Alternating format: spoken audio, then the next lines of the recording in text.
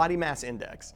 Since the term entered the medical consciousness in 1972, it has served admirably as a proxy measure for body fat, since body fat itself is sort of tough to measure. But it's demonstrably imperfect. Since it relates weight to height, it has no ability to distinguish between fat mass and muscle mass, leading to these obesity paradoxes that are really no such thing. We need something better than BMI. That something better, according to an article appearing in the Annals of Internal Medicine, may be the ratio of waist to hip circumference. The study has some dramatic results. Using data from the National Health and Nutrition Examination Survey, researchers examined around 15,000 participants, each of whom had a BMI and a waist-to-hip ratio. It turned out that that ratio was a much better predictor of mortality and cardiovascular disease than BMI. In fact, once you accounted for waist-to-hip ratio, BMI didn't predict mortality at all. What this suggests is that all those studies linking BMI to bad outcomes were secretly studies linking central obesity to bad outcomes. BMI and central obesity are correlated.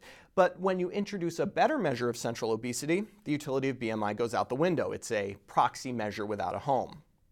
It turned out that among men with normal BMIs, those with a high waist-to-hip ratio had an 87% higher risk of death.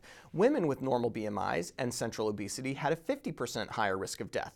Perhaps more interesting, men with normal BMIs but central obesity had around twice the risk of death as men who were overweight or obese by BMI but who didn't have central obesity. Women's results went in the same direction, though the magnitude wasn't as great. So do we give up on BMIs altogether? Not necessarily. Waist-to-hip ratio does seem to be the superior risk marker, but it's not that easy to measure. These data were collected by individuals trained to do these measurements the same way every time. We probably can't do that in the doctor's office and get reliable results, though we could potentially start employing tailors. Also, remember that BMI still captures a lot of this data. The finding that individuals with a normal BMI but high waist-to-hip ratio have increased mortality is compelling, but only 11% of men and 3% of women even fit into this category. In other words, chances are if you have a normal BMI, you're fine.